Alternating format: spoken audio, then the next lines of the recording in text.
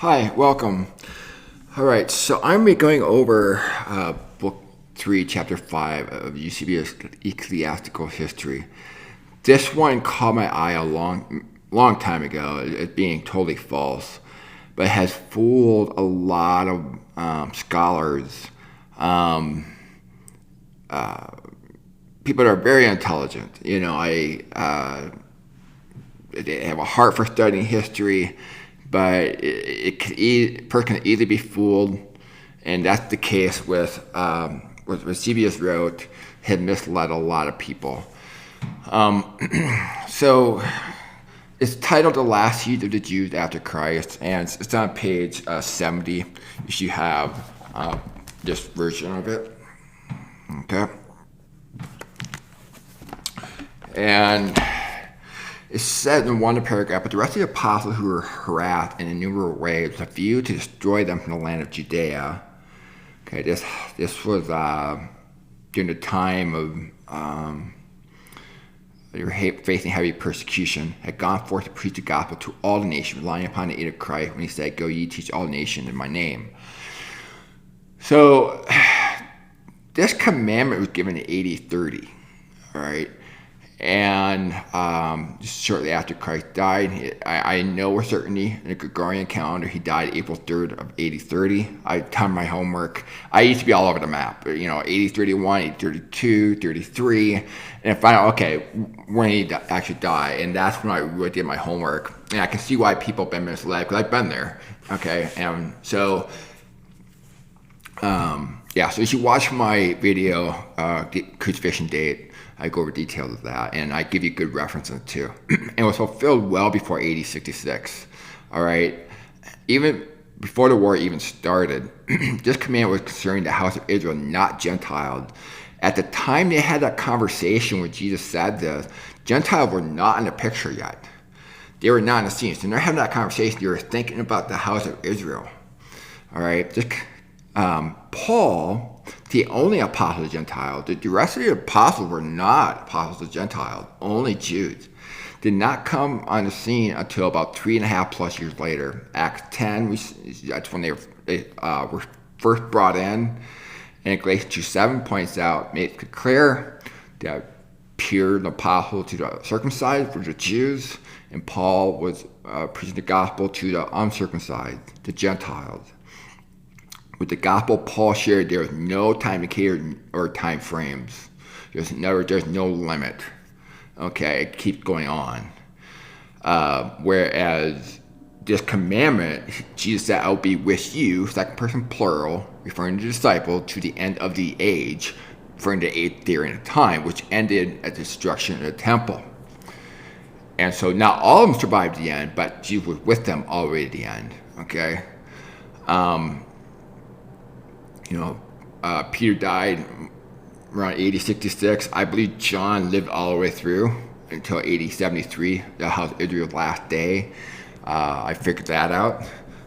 John was not around walking on the earth after AD 73, so that's so when the writings say he was seen here or there years later, it's all fabricated. It's all to make it look like they're in the apostolic succession and give them credibility in their writings. And anyway, so there's a video I want you to watch. This link here, has the Great Commission been fulfilled video link. So if you click on this here, if you go to the description below, you have access to interactive PDF. So he goes over the Greek words that were used in this. This is just an advertisement, but it's by Zach Davis, and there are 4 different Greek words that were actually used. And then we're foretelling about the Great Commission, basically, and then those same 4 Greek words later on show that they've been fulfilled. All right, so you can't refute it, and so it's centered around the house of Israel, not Gentiles. Alrighty, and then Eusebius also says, this is the 3rd paragraph. The whole body, however, the church at Jerusalem, this is where, he busted. Having been commanded by a divine revelation given to men of approved piety there before the war, okay, removed from the city and lived at a certain town beyond the Jordan called Pella. Here those who believed in Christ moved from Jerusalem as if holy men had entirely abandoned royal cities south in the whole land of Judea. So here's the problem. So let's take a look at when Pella actually burned down. He claimed they went to Pella. So if you click on this here link, and it'll bring you to the time the temple was destroyed. So this is AD 70 right here. If you zoom in, you can see AD 68, 67, 66. So Pella was destroyed around August of AD 66. The war began when Nero declared war on Jerusalem in February of AD 66. So there's only a 6-month period where they would have fled. And it's just so unlikely. It's just, why would they flee from the temple? Now, keep in mind that the order hadn't even been called out yet to destroy the temple in Jerusalem. There was no concern at that point about the temple being destroyed yet. The prophecy that Jesus gave, whether they believed Jesus or not. Okay, the oracle tradition they had amongst the Jewish people, sharing what Jesus has said, the apostle would have shared it with the Jewish people and it would have gone out from there. Okay, but the order hadn't even been given yet. The war hadn't even started. Why would they flee? And when you look at the Olivet Discourse, it doesn't seem to fit. But anyway, continuing on, let's take a look at all three of the passages concerning this, the Olivet Discourse. So we can look at Luke's version, but when you, second person plural, referring to the disciples, and you referring to them, when they see Jerusalem surrounded by armies, then know that desolation is come near. Alrighty? The only time this actually happened was in AD 70, late AD 69, AD 70, and I'll show you proof of that in a little bit.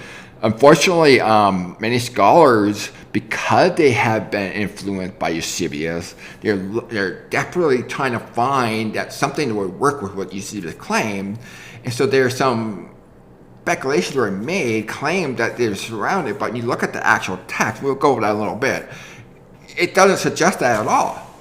It's because they are putting so much trust in Eusebius, who I know is not a credible source, that they jump to these conclusions that are false, and every single person who's gone down that path, not one single one of them figured out the date of 1335 day prophecy, Daniel 12:12.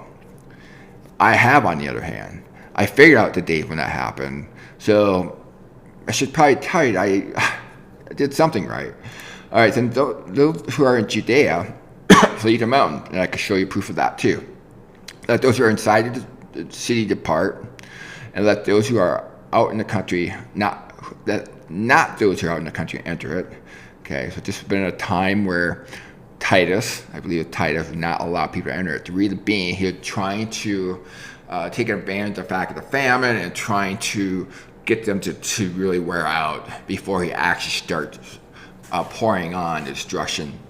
For these are the days of vengeance, to fulfill all that is written. Alas, for women who are pregnant, nursing from those days, there will be great distress on the earth.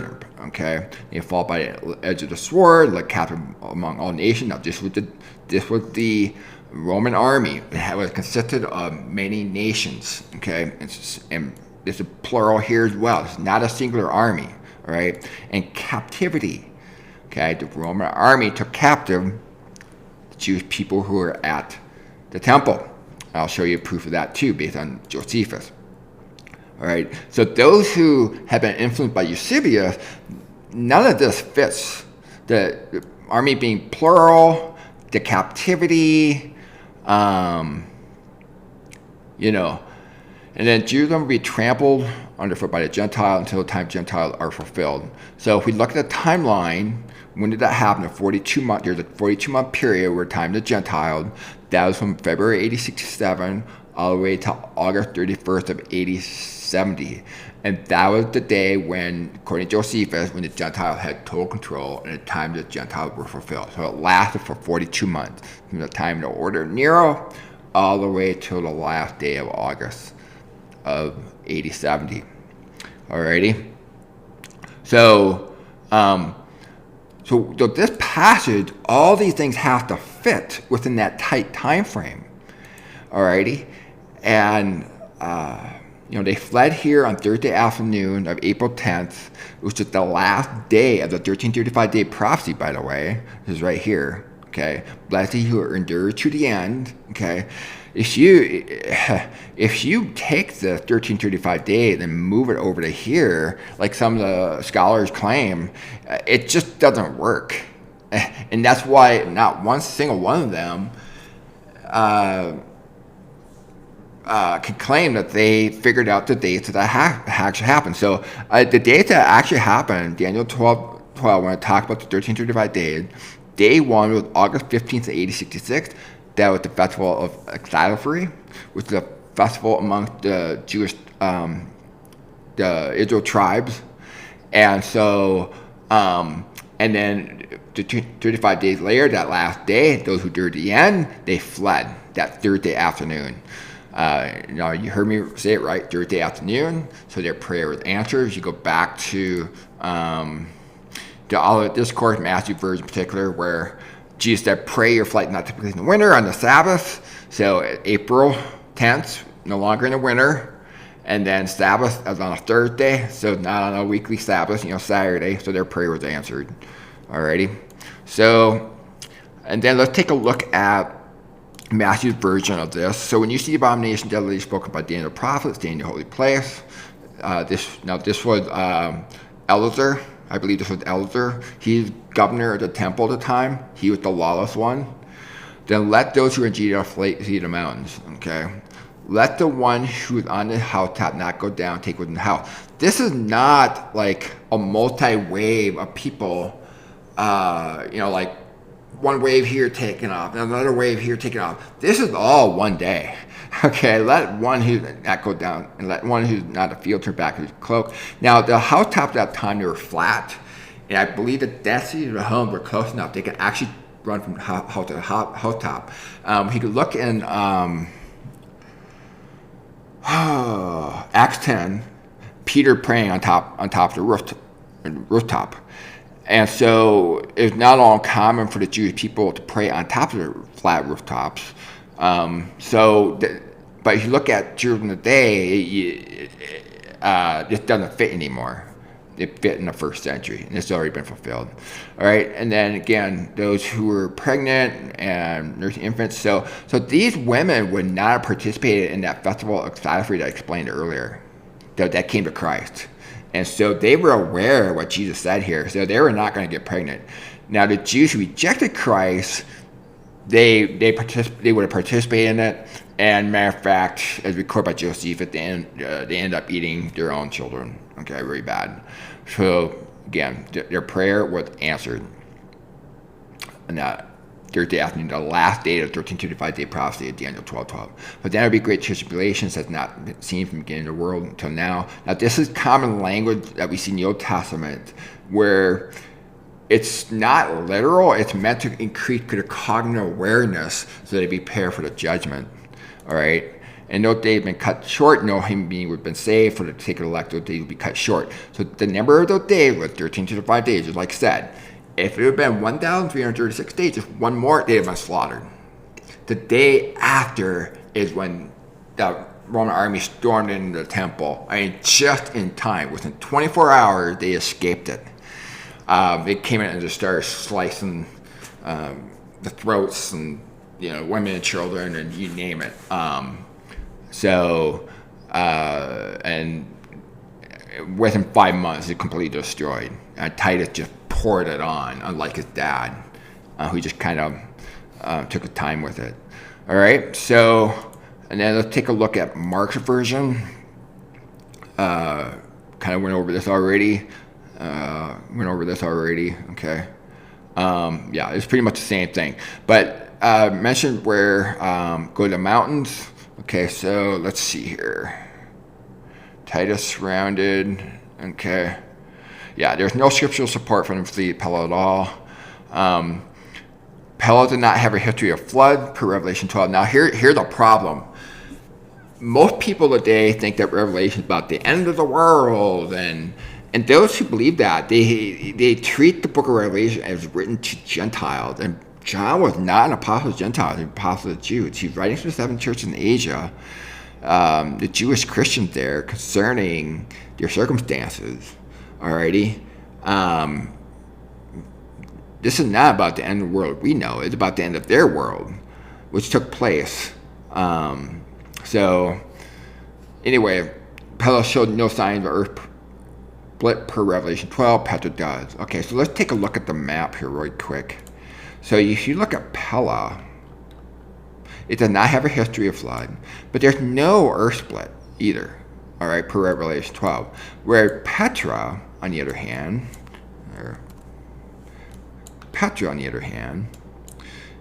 you see the earth split right here, and it has a history of flooding. Okay, so the stick of Judah, who were in Jerusalem, the stick of Judah are Jews who were in Jerusalem in the temple. Okay, they would have fled to Petra when they fled. Okay, and they, yeah.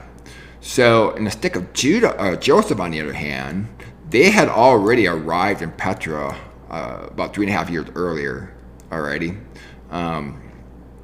They should have arrived 3.5 years earlier, and I believe they did. I put this all together, softly compared scripture to history and pieced it all together, and the dates all work out beautifully. And I did the math with time travel, like traveling by boat, and how long it takes to travel, mileage, and all that. I have a video called The Math Works. I used a software called Orbis, and it all worked out for the stick of Joseph and their travel to make it to Petra in time for the gathering based on the scripture when they should have arrived. All right. So anyway, so you see the evidence of the split here, and Peter had easy access to all this. Alrighty. Where Pella, Peter would really been at risk during the destruction of the temple of the Roman army, okay, and navy, okay. Now, I believe he died shortly after he escorted the stick of Joseph to Petra. I believe he died shortly after that. I don't think Peter had any purpose after that. He fulfilled the purpose, and then he died, and then he went to heaven, and ended the Great White Throne Judgment, which I believe took place in September of AD 73. And it was all in heaven. Revelation 4 points out the thrones are in heaven. Okay, that already took place. All right. So,